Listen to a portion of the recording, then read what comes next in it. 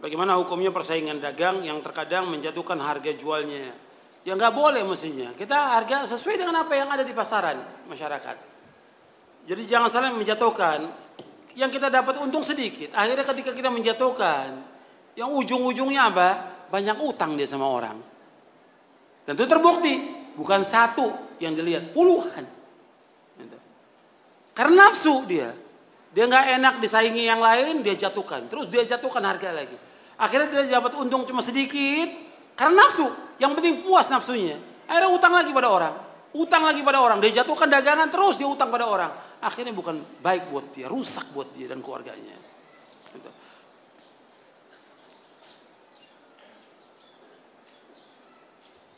Bagaimana kalau seorang itu sudah dia punya rumah. Kemudian dia punya rumah lagi. Kalau dia punya rumah lagi.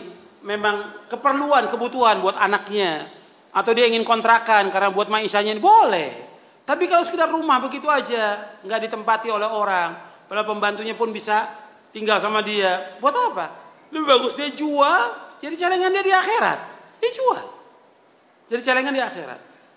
Ini nggak manfaat di akhirat. Dia zuhud dengan apa yang ada.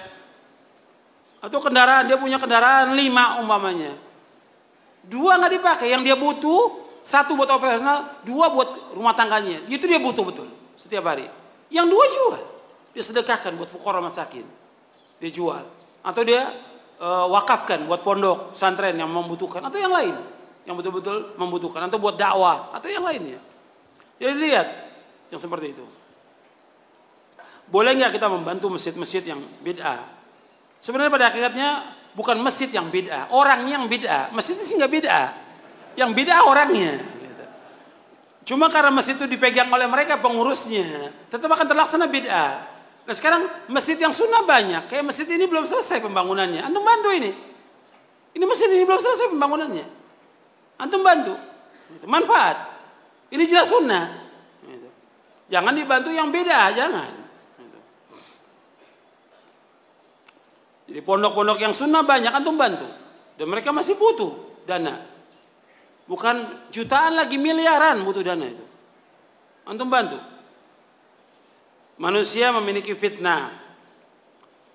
Yaitu harta. Ya manusia terfitnah dengan harta. Terfitnah, antum bisa lihat. Dengan uang orang bisa berantem. Dengan orang bisa putus hubungan. Dengan uang orang bisa saling membunuh. Dan yang lainnya. Bisa pecah belah dengan uang itu. Fitnah, harta itu fitnah. Kata Nabi SAW. Kemudian apakah laki-laki boleh memakai emas? Enggak boleh laki-laki, yang boleh perempuan. Kata Nabi, "Uhilladz dzahabu wal hariru li inathi ummati wa hurrima 'ala dzukuriha." Dihalalkan emas dan sutra untuk wanita umatku dan diharamkan bagi laki-laki. Jadi laki-laki haram pakai emas, laki-laki haram pakai sutra. Untuk wanita boleh. Bagaimana orang yang dia sangat mencintai harta sehingga dia sedikit gunakan buat dirinya maupun orang lain.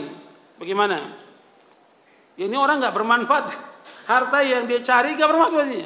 Memang Allah menyebutkan bahwa manusia sangat cinta pada harta. Wa tuhibbunal mala hubban jamma. Kata Allah, kalian sangat-sangat cinta kepada harta. Berlebihan manusia itu pada harta. Allah sebutkan dalam Al-Quran. Tapi nggak seperti kalau dia sudah ngaji, dia sudah nuntut ilmu, mestinya nggak seperti itu. Sekedarnya harta, tapi dia keluarkan zakatnya, dia keluarkan sedekahnya, dia keluarkan infaknya, dia bantu orang-orang yang susah, manfaat hartanya dia. Kalau buat berpikirnya nanti buat hari tua bukan buat dia. Harta yang dikumpulkan apa buat dia? Bukan. Kalau dia sudah meninggal buat siapa? Ahli waris. Nabi ketika membacakan ayat Alhaakumut takatsur yaqulu ibnu Adam mali mali. Ya ibnu Adam halaka min malika illa ma akalta fa afnaita wa labista fa ablaita. Kata Rasulullah SAW. Wahai anak Adam. Anak Adam mengatakan hartaku, hartaku. Kemudian kata Allah, wahai anak Adam, enggak ada hartamu kecuali apa yang kau makan habis. Yang kau pakai lusuh. Kemudian apa lagi? Ya, yang kemudian yang kau gunakan lusuh. Jadi harta itu nggak ada yang kita miliki. Semua yang kita pakai itu habis sudah. Makanya yang jadi milik kita yang sebenarnya yang kita sedekahkan. Contohnya seperti Aisyah radhiyallahu anha. Ketika Aisyah radhiyallahu anha disuruh Nabi untuk bagikan kambing, dibagi kambing. Setelah dibagikan kambing itu, sisa pahanya. Nabi melapor kepada Aisyah. Astagfirullahaladzim. Aisyah melapor kepada Rasulullah SAW. Kata Aisyah radhiyallahu anha, ya Rasulullah, sesungguhnya sudah aku bagikan semuanya, tinggal pahanya. Ya Aisyah, semua itu yang tinggal kecuali pahanya. Kata Nabi. Semua itu yang tinggal nanti di akhirat. Kalau pahanya kan kita makan. Paha kami ini kita makan, ini habis sudah. Kata Nabi. Jadi yang kita sedekahkan itu yang kekal. Bagaimana kalau kita mau tahu ya ada saudara kita yang dia makan dari harta yang haram, dari riba. Ya kalau kita dekat dengan dia dan dia dekat dengan kita, bisa kita nasihati dengan cara yang baik. Tapi kalau dia orang lain jauh dengan kita dan kelihatannya dia juga baru ngaji, antum sabar. Jangan orang baru ngaji langsung disuruh berhenti kerja. Akan ribut nanti dengan keluarganya, dengan orang tuanya ribut. Dan itu terjadi yang seperti itu. Kita nggak sabar. Gitu. Padahal kita pun banyak juga maisha kita nggak benar. Gitu. Tapi lihat orang lain kita ingin langsung menegur. Akhirnya begitu dia tahu bahwa itu nggak boleh haram langsung berhenti kerja. Ribut dengan orang tuanya. Ribut dengan istrinya. Berantakan rumah tangga dengan sebab antum. Makanya yang seperti ini harus hikmah dalam berdakwah. Dilihat. Jadi jangan langsung kita sampaikan. Kalau dia tanya, kita jelaskan. Kalau dia tanya, kita jelaskan. Tapi kalau dia tidak tanya dan dia dekat dengan kita akrab, kita sambil nanya pekerjaannya, baru kita masuk sedikit demi sedikit. Karena perlu waktu orang itu. Karena orang untuk berubah beda-beda hidayahnya dari Allah. Kita mungkin dapat hidayah mudah, dapat pengajian langsung terima sunnah ini. Tapi belum tentu orang lain seperti itu. Makanya harus perhatikan itu. Yang seperti itu. Harus sabar.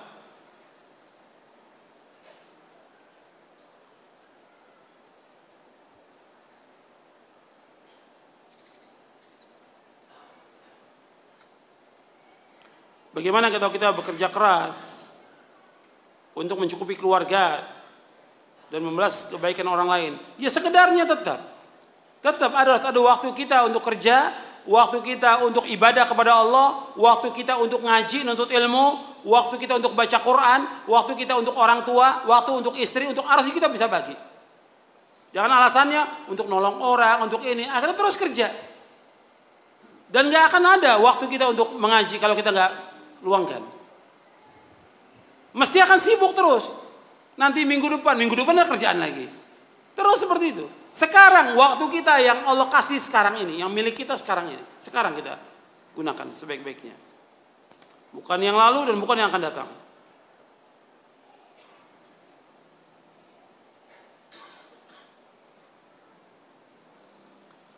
Bagaimana kalau orang yang sudah berumah tangga, dia ingin mempunyai rumah, apakah termasuk cinta dunia? Tidak, itu kan kebutuhan. Dia wajib untuk mempunyai rumah. Dia harus untuk mempunyai rumah, untuk dia tempat tinggal, untuk dia berteduh, dan juga untuk istri dan anak-anaknya. Nah, kalau dia belum mampu untuk beli, ya ngontrak dia. Sementara dia ngontrak, nggak apa-apa. Sementara jadi kontraktor 10 tahun nggak ada masalah. Tapi kan dia terus nyicil dan terus berdoa kepada Allah, dia ibadah kepada Allah, Allah pasti akan kasih. Pasti Allah akan kasih. Tentu sudah banyak, ribuan, mungkin ratusan ribu orang yang tadinya dia ngontrak, terus dia terus siang malam berdoa, ibadah kepada Allah, nggak ditinggalkan ibadah, dikasih sama Allah rumah. Artinya tetap dengan berjuang tetap.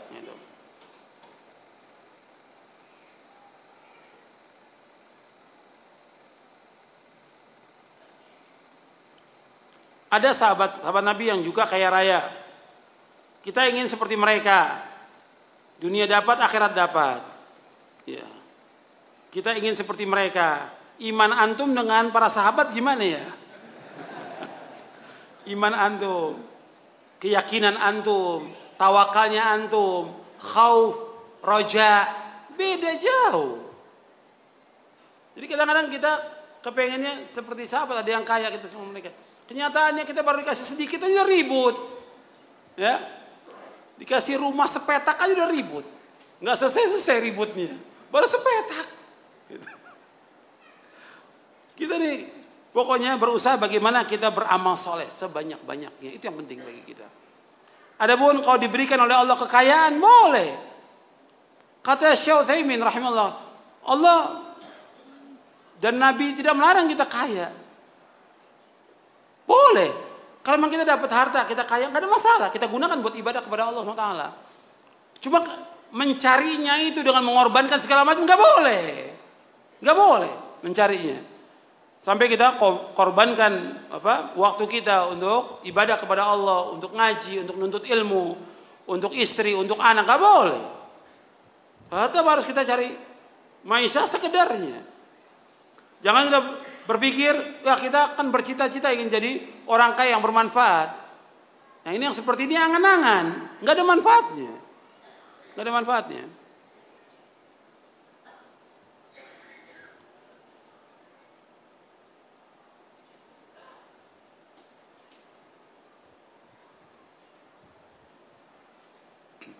Kalau kita bekerja, kemudian kita mendapatkan upah apa boleh? Ya memang orang kerja dikasih gaji. Ya boleh, dikasih gaji. Kita kerja di perusahaan, yang memang awalnya kan kita ketika kerja, yang kita cari dari kerjaan itu ya gajinya. Bila dunia tidak ada artinya, apakah berarti kita lebih baik benar-benar untuk ilmu sehingga mencapai keilmuan yang mapan seperti para talibul ilmu dan para ustadz? Ya memang kita disuruh menuntut ilmu. Yang menyuruh kita menuntut ilmu siapa? Allah. Yang kedua Rasulullah SAW. Allah menyuruh kita menuntut ilmu.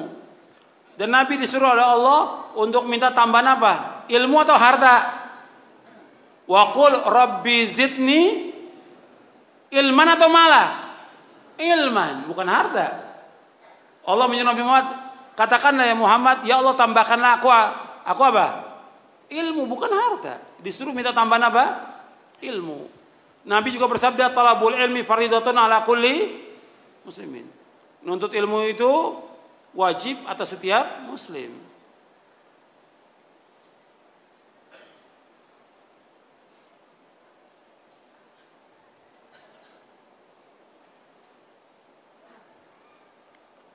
Bagaimana kalau kita kerja lembur? Ya kita bisa bilang kan, saya kerja nggak mau lembur, bisa.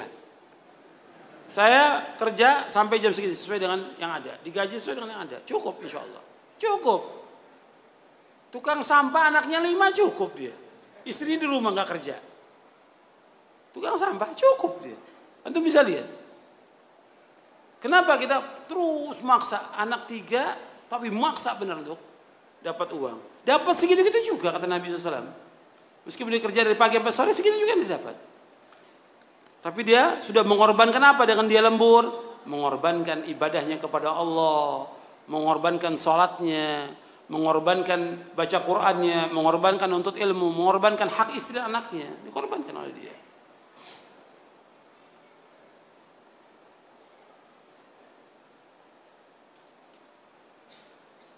Bagaimana orang-orang yang dia bekerja di tempat riba, ya kita hanya mampu menyampaikan aja, bukan memaksa, kita hanya menyampaikan.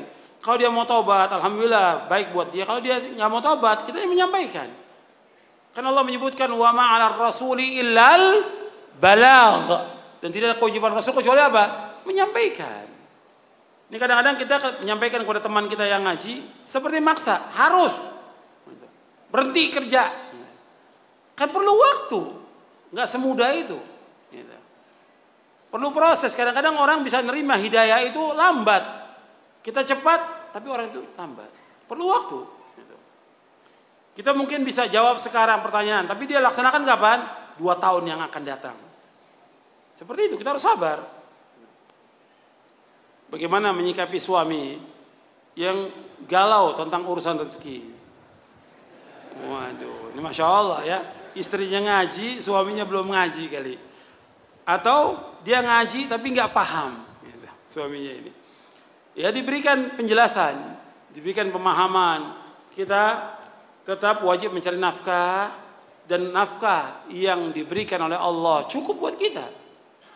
Jadi istri itu harus memberikan penjelasan kepada suami bahwa kita cukup, buat anak kita cukup. Apa yang Allah takdirkan, yang Allah berikan kepada kita itu yang terbaik buat kita. Bukan kita nggak usaha, usaha tetap. Soal rezeki tetap ada ujian dan cobaannya, tetap ada, bukan nggak ada.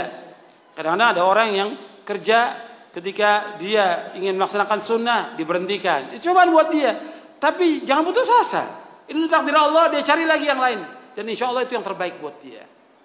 Jadi apa yang Allah takdirkan buat kita, itu yang terbaik buat kita. Tapi tetap mencari nafkah wajib. Wajib. Cuma sekedarnya aja. Ya, mencari nafkah. Bukan terus menerus. Dari pagi sampai malam, jangan. Sekedarnya sebagaimana para ulama. Mereka juga mencari nafkah. Mereka punya istri. Mereka punya anak. Mereka juga memberikan nafkah kepada, tapi mereka nggak pernah tinggalkan untuk ilmu. Antum lihat, para imam punya istri semuanya. Imam Bukhari, Imam Muslim, Abu Daud, Tirmidzi, Nasai, Ibnu Majah, Ahmad, Daraqutni, Al-Hakim dan yang lainnya, mereka punya istri, punya anak mereka. Tapi nuntut ilmunya terus, mereka nggak berhenti. Dia persiapkan bekal buat istrinya, buat anaknya, tinggal perjalanan 1 bulan untuk mencari hadis. Hafal Quran, hafal ratusan ribu hadis mereka hafal. Kemudian mereka dakwakan kepada umat, manfaat. Istrinya tetap dia diberikan nafkah, anaknya diberikan nafkah. Dan jadi anak-anak soleh dan soleha. Itu melihat anaknya Imam Ahmad, semua anaknya jadi soleh dan soleh, cucunya juga jadi soleh dan soleha. Seperti itu. Bukan mereka para ulama nggak berikan nafkah, mereka lebih tahu tentang tidak bolehnya menyanyiakan istri, nggak boleh, dosa besar. Mereka cari nafkah, cuma sekedarnya. Mereka nuntut ilmu terus jalan, nggak berhenti mereka nuntut ilmu. Siang malam mereka nuntut ilmu. Cuma kan kalau kita sekarang orang nuntut ilmunya seminggu sekali, itu pun 1 jam, 1 jam pun tidur, nggak dapat apa-apa. Tiap hari kerja, melek dia kerja dari pagi sampai sore, melek kalau kerja, luar biasa. Kalau giliran ngaji tidur, nggak dapat apa-apa. Makanya antum perhatikan, kita harus terus nuntut ilmu. Dan kalau dibilang oleh orang, kadang-kadang dibisikkan oleh setan, kan kita hidup harus seimbang. Iya, harus seimbang kan hidup. Saya mau tanya, kalau seimbang, kerja antum berapa jam? 8 jam. Berarti ngaji antum harus 8 jam, baru seimbang. Ya kerja 8 jam, ngaji juga 8 jam dong mestinya. Seimbang. Kalau ngaji cuma setiap minggu 1 jam, 2 jam, nggak seimbang. Betul nggak? Kan banyak orang begitu. Kita harus seimbang. Ini bisikan setan, setan yang bisikin. Yang Allah suruh cari apa? Dunia atau akhirat? Akhirat. Wabtaghi fi ma ataqallahu daral akhirah wa la tansa nasibaka minad dunya. Dan dalam kamu cari bagian kamu di akhirat, cuma jangan lupakan dunia. Sekedarnya. Yang kita pokok, habiskan waktu kita, tenaga kita, pikiran kita untuk akhirat. Waktu kita, pikiran kita, tenaga kita, semuanya untuk akhirat. Dunia jangan tinggalkan. Sekedarnya dunia ini. Karena kita hidup dunia. Dan dunia ladang akhirat. Dan juga jangan percaya kepada hadis yang maudhu, yang palsu. Ya, i'mali dunyaka ka'annaka ta'ishu abada wa'mali akhiraka ka'annaka tamutu qada. Ini hadis palsu ini. Benar Nabi. Beramallah untuk dunia seolah-olah kamu hidup selama-lamanya. Beramal untuk akhirat seolah kamu mati besok. Ini bukan hadis, jangan dipakai yang seperti ini. Yang Allah suruh dalam Al-Qur'an, cari akhirat. Gitu. Luangkan waktu kita, tenaga kita, pikiran kita, harta kita buat akhirat. Cuma jangan tinggalkan dunia, sekedarnya dunia itu. Dan kita jangan tamak kepada dunia. Kalau kita diberikan segala macam fasilitas dunia, kedudukan, jabatan, harta, letakkan semua di tangan ini. Jangan di hati letakkannya. Letakkan di tangan. Lepaskan dunia ini. Jangan taruh di hati. Kalau di hati sayang gitu. Harta sayang, mau infak sayang, mau sedekah sayang, mau wakaf sayang. Tapi kalau di tangan lepas. Terus diinfakkan, sedekahkan terus. Jangan letakkan di hati. Begitu penjelasan para ulama. Itu namanya zuhud.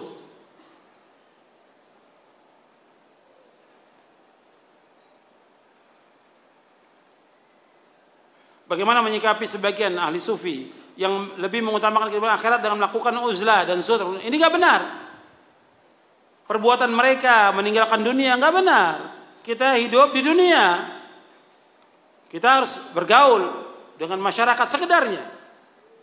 Kita harus mempunyai istri, harus nikah. Ada orang-orang sufi yang nggak mau nikah. Dia nggak mau nikah. Menyalahi sunnah Nabi. Kata Nabi, man raghiba an sunnati falaysa minni. Barang siapa yang tidak suka dengan sunnahku tidak termasuk golonganku. Nabi suruh menikah. Mereka juga tidak mau bergaul dengan manusia sama sekali. Nggak mau. Menyendiri. Ini nggak boleh. Sampai juga mengharamkan makanan-makanan yang halal. Nggak boleh. Jadi ini zuhud yang salah. Zuhud yang salah.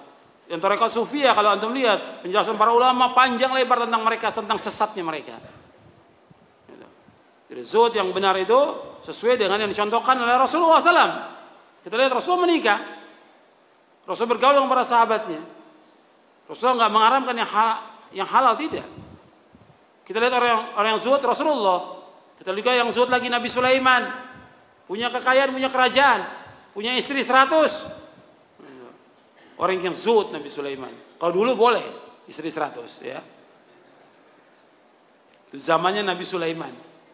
Di zaman Nabi Muhammad SAW Nabi bolehkan punya istri 9 atau 11. Tapi Nabi mengatakan kepada umatnya boleh 4, nggak boleh lebih dari itu.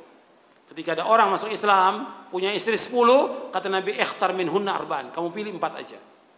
Yang lain cerai. Karena umat ini dibolehkan hanya 4 sesuai dengan nas Al-Qur'an dan juga penjelasan Rasulullah SAW.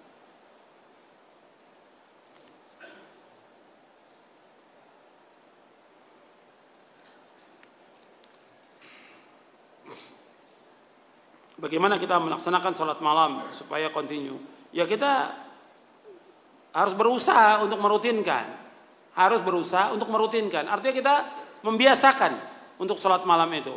Kalau nggak mampu kita bangun malam karena kita tidurnya malam, ya sholat witir sebelum tidur. Nah, bisa kita rutinkan dengan ya mungkin kita pasang alarm, pasang beker, kita bangun.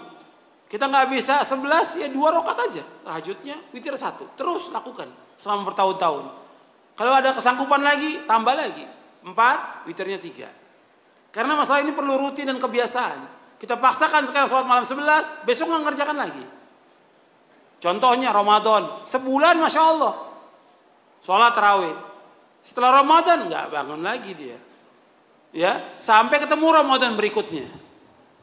Makanya ini perlu rutinitas dan kekuatan hati dan mohon kepada Allah agar diberikan thabat al-a'malis salihah. Sebab Nabi bersabda, khairul a'mali adwamuha wa in qalla. Sebaik-baik amal itu yang continue terus-menerus meskipun sedikit. Terus meskipun sedikit.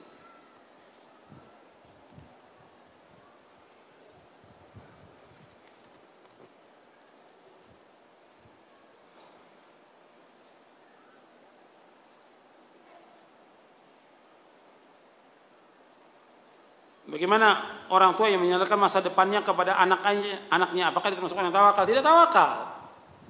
Dia menyandarkan masa depannya kepada Allah SWT.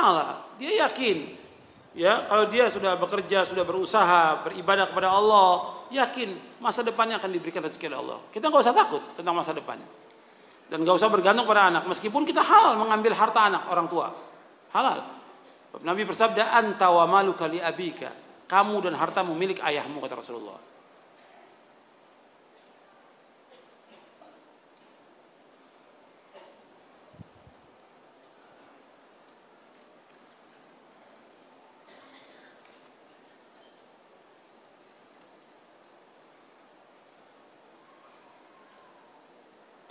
Bagaimana kita mengisi waktu di tengah kesibukan mengurus anak dan rumah tangga? Ya tinggal bisa ibu-ibu mengatur waktunya. Waktu itu ada luang, ya. Cuma kadang-kadang kita disibukkan dengan anak. Kita bisa ngatur waktu untuk tidurnya anak dan juga tidurnya kita. Cuma kadang-kadang ketika anak tidur, si ibu juga ikut tidur. Ya memang karena capek, lelah, letih. Tinggal dia mesti bisa ngatur. Dia bikin jadwal bagaimana untuk mengatur anak. Dan itu bisa. Bisa dia ngaturnya. Untuk baca Quran, untuk baca buku, untuk ngurus anak, ya, dan anak tuh diajak untuk sama-sama dengan dia membaca Al-Quran. Bisa, tinggal dia berusaha. Dan ini pengalaman, artinya mujarrab yang sudah dilakukan, bisa itu. Seperti itu.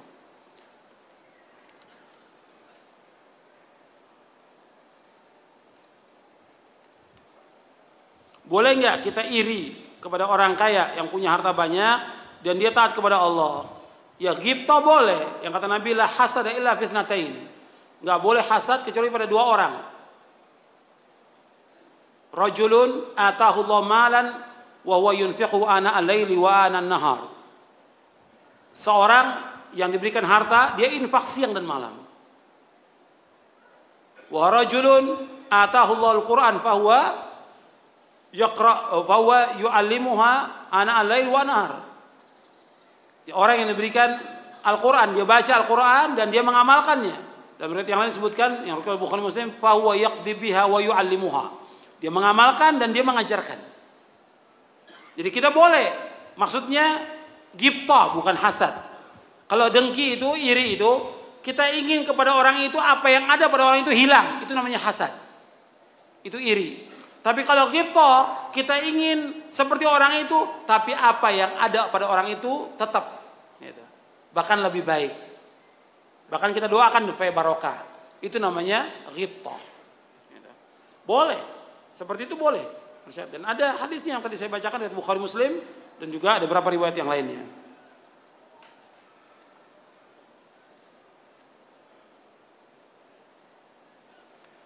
Apakah boleh saya berinfak tanpa sepengetahuan suami karena selalu dilarang oleh suami? Jadi berikan pengertian kepada suami tentang anjuran Allah dan Rasulnya untuk banyak berinfak. Karena perempuan memang diharuskan minta izin kepada suaminya, tapi minta izin yang umum. Ya, saya yang nafkah yang kau berikan, saya akan infakkan sebagiannya. Jelaskan kepada dia, supaya kita terus menerus sedekah dan infak setiap hari. Karena itu merupakan kemuliaan dan anjuran dari Rasulullah Sallallahu Alaihi Wasallam.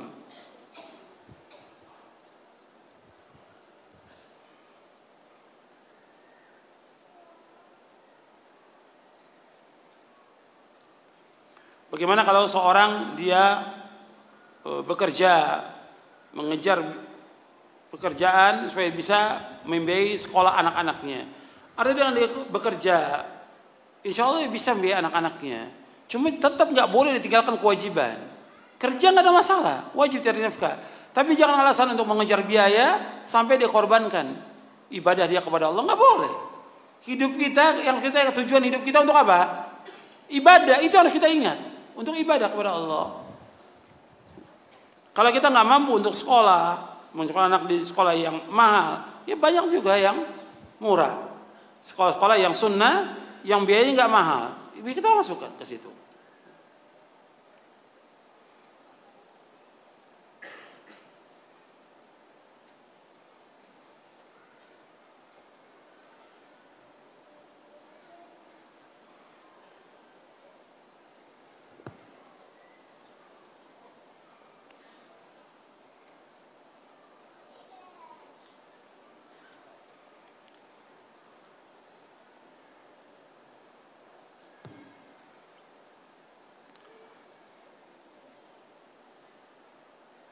Apakah seorang mukmin dia meninggalkan dunia?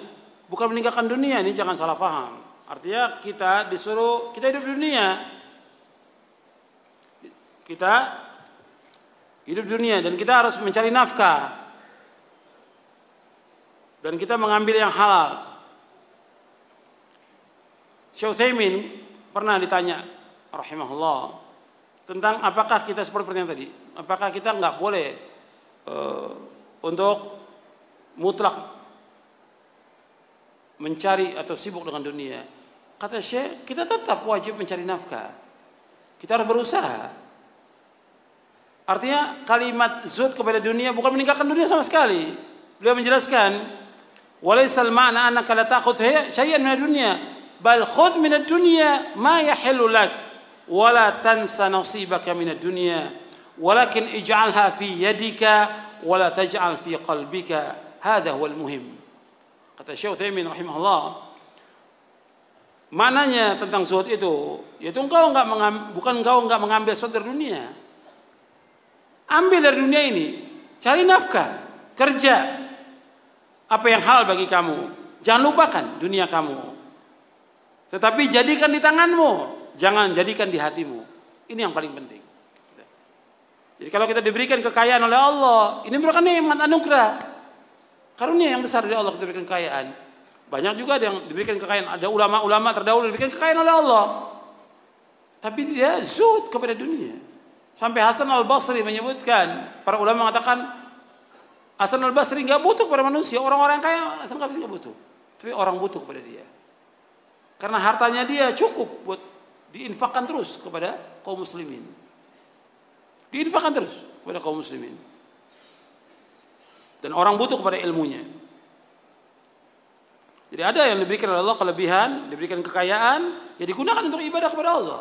Kekayaan itu disedekahkan. Dan bukan nggak boleh, artinya jangan salah paham ya tentang zuhud ini bukan berarti kita nggak boleh kerja, cari nafkah untuk mendapatkan harta. Sebab dengan harta yang kita miliki, kita bisa sedekah, bisa membiayai hidup istri kita, anak kita, orang tua, bisa menyekolahkan mereka, nggak mengharapkan pada manusia, bisa kita menunaikan zakat, infak, sedekah, kita bisa membantu orang-orang yang susah, kita bisa menunaikan ibadah umrah, ibadah haji dan yang lainnya. Jadi jangan salah paham. Tapi kita mengatur waktu kita jangan habis seperti yang kita lihat sekarang ini habis. Semua waktunya buat dunia. Habis waktu dari pagi sampai sore, sampai malam akan kerja itu.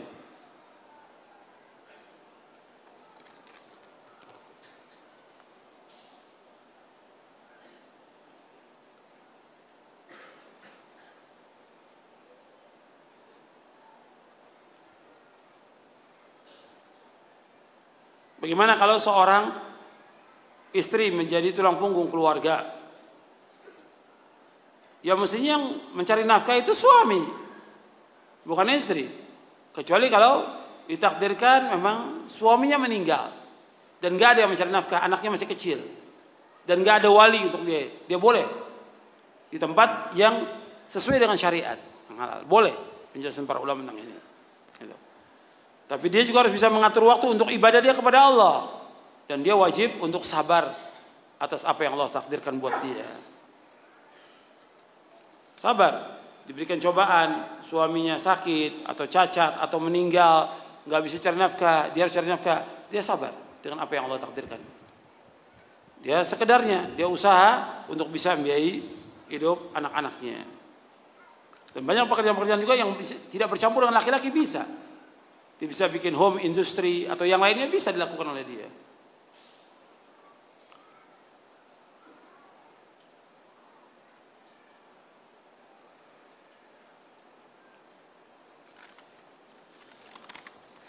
Ini pertanyaan dari ibu-ibu, banyakkan bicaranya soal rumah tangga ini. Ini mesti ada waktu tersendiri ya. Nggak mungkin dijawab sebentar seperti ini. Karena masalahnya kadang-kadang rumah tangga itu harus dua-duanya ditanya, suami dan istrinya. Karena belum tentu juga benar dari istrinya, belum tentu juga benar dari suaminya. Harus tanya dua-duanya.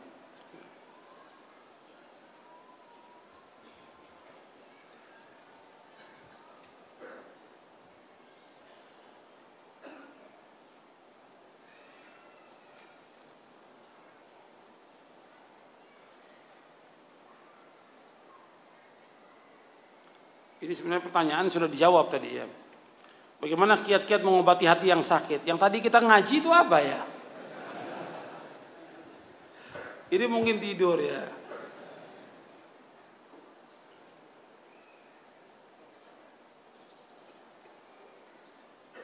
Bagaimana kita menasihati keluarga kita agar mereka mendapatkan hidayah?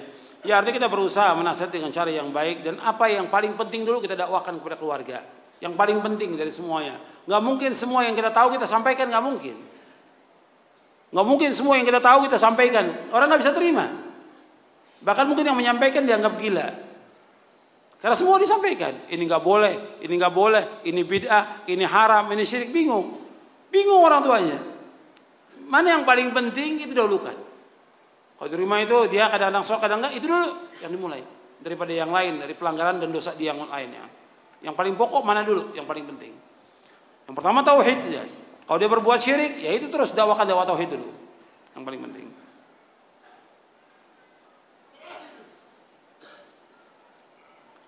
Ya saya pikir cukup ya, karena sudah masuk waktu zuhur.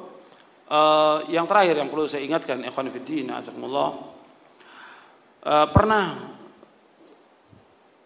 Nabi SAW memberikan nasihat kepada para sahabat ketika sahabat Abu Ubaidah Ibn Jarrah datang dari Bahrain membawa harta yang banyak.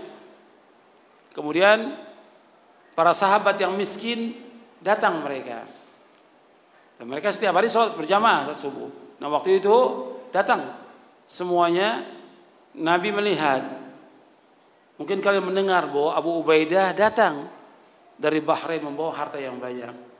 Kata Nabi, "Fa'abshiru wa ammilu ma yasurrukum, fa wallahi mal faqra akhsha 'alaikum, walakin akhsha an tubsata ad-dunya 'alaikum kama busitat 'ala man kana qablakum, fatanafasuha kama tanafasuha, fatuhlikakum kama ahlakathum." Hadis ini sahih dari Bukhari dan Muslim. Kata Nabi SAW, bergembiralah kalian. Jadi kata Nabi, bergembiralah kalian dan berharaplah dengan apa yang mengembirakan kalian. Demi Allah, kata Nabi, bukan kefakiran yang aku takut atas kalian. Demi Allah, Nabi bersumpah, bukan kefakiran yang aku takut atas kamu, tapi yang aku takut atas kamu, dibukakan pintu dunia atas kalian. Kalian kejar-kejaran dalam masalah dunia, kemudian kalian binasa sebagaimana orang-orang terdahulu binasa. Anda bisa lihat, kalau sudah kejar dengan dunia, harta, jabatan, kedudukan, itu akan membinasakan manusia. Dan rugi di dunia, rugi juga di akhirat. Dia akan tersiksa di dunia, tersiksa di akhirat. Makanya Nabi SAW mengingatkan kepada kita bahwa kita ini harus zuhud kepada dunia. Jangan kita tamak kepada akhirat. Yang Nabi khawatirkan kekayaan. Nabi nggak khawatir umatnya fakir, Nabi nggak khawatir. Yang Nabi khawatir umatnya kaya raya. Yang Nabi khawatir umatnya diberikan berbagai macam, segala macam fasilitas dunia. Kata Nabi, "Inna mimma akhafu alaikum ma yaftahu Allahu alaikum min zahratid dunya wa zinatiha." Kata Nabi, yang aku takut sekalian dibukakan pintu-pintu dunia, keindahan dunia sekalian. Itu yang aku takuti, bukan kefakiran. Ya, Nabi nggak takut umatnya fakir. Bukan berarti kalau seperti ini kita dianjurkan untuk fakir, tidak. Atau disuruh untuk fakir, tidak. Kita berlindung dari apa? Nabi berlindung dari apa? Kefakiran. Nabi berlindung dari kefakiran. Allahumma inni a'udzubika minal faqri wal qillati wal dhillati wa an azlima au uzlama. Dalam hadis yang sahih Nabi berdoa, ya Allah, aku berlindung kepada Engkau dari kefakiran. Berlindung kepada Engkau dari kehinaan. Berlindung dari sedikitnya harta, minal qillati wadzillah.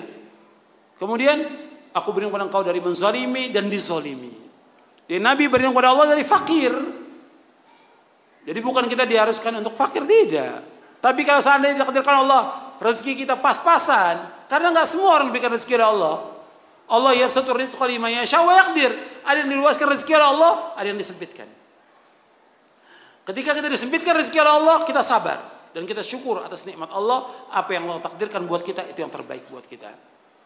Jadi ikhwan fillah, azakumullah, saya ingatkan kepada antum bahwa kita, tujuan hidup kita adalah akhirat, bukan dunia. Yang kita sekarang berlomba-lomba untuk apa? Untuk akhirat. Seperti para nabi dan para rasul, innahum kanu yusari'una fil khairati wa yad'unana raghaban wa rahaba wa kanu lana khashi'in. Mereka para nabi dan rasul, mereka bersegera berbuat kebajikan. Berbuat kebaikan, segera terus berbuat kebaikan. Dan mereka berdoa kepada kami dalam keadaan takut dan harap. Dan mereka khusyuk dalam salatnya. Tinggal kita berusaha menggunakan waktu kita sebaik-baiknya. Kita hidup sekarang ini, hari ini waktu kita melakukan kebaikan dan kita berlomba-lomba melakukan kebaikan. Mudah-mudahan kita dimudahkan oleh Allah untuk melakukan kebaikan, diberikan taufik oleh Allah untuk melaksanakan amal-amal saleh dengan ikhlas dan mengikuti contoh Rasulullah.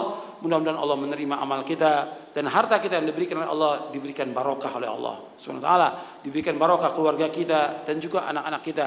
Mudah-mudahan apa yang saya sampaikan bermanfaat. Wassallallahu nabiyana Muhammadin sallallahu alaihi wasallam. Subhanakallahumma bihamdik asyhadu an la ilaha illa anta astaghfiruka wa atubu ilaik. Assalamualaikum warahmatullahi wabarakatuh.